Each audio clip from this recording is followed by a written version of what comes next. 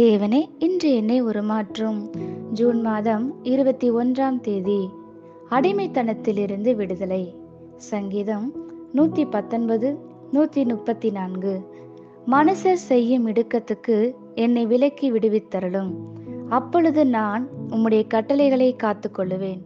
நம்முடைய விடுதலைக்கான அவசியத்தை இன்று நாம் காணப்போகிறோம்.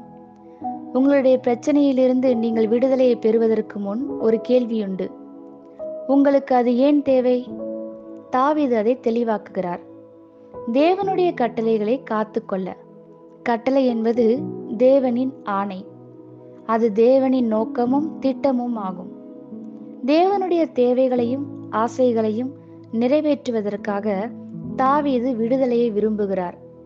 இடுக்கம் என்பது மோசடியினால் உண்டாகும் காயம் என்று அகராதி விளக்குகிறது. தந்திரமாய் பெறப்பட்ட அநியாயமான லாபம். இன்றைய வசனம் சங்கீதக்காரனின் ஜெபமாய் இருக்கிறது. அவர் வஞ்சகமான மனிதரிடமிருந்து விடுவிக்கப்படும்படி கேட்கிறார். அந்த சுதந்திரம் நமக்கு தேவை. அதை பெற்ற பின் நமக்கு பாதுகாப்பு தேவை. நம்மை சுற்றி வஞ்சகமான மனிதர்கள் உண்டு. வேதாகமம் அப்படிப்பட்ட ஒரு மனிதனை இவ்வாறு விவரிக்கிறது. பேலியாளின் மனுஷனாகிய ஒரு துன்மார்க்கன் ஆகடியம் பேசி திரிகிறான். அவன் தன் கண்களால் சைகை காட்டி, தன் கால்களால் பேசி, தன் விரல்களால் போதனை செய்கிறான். அவன் இருதயத்திலே திரியாவரம் உண்டு. இடைவிடாமல் பொல்லாப்பை பிணைத்து வழக்குகளை உண்டு பண்ணுகிறான். நீங்கள் தேவனுக்காக வாழ்வதில் யாராவது உங்கள் வழியிலே நிற்கிறீர்களா?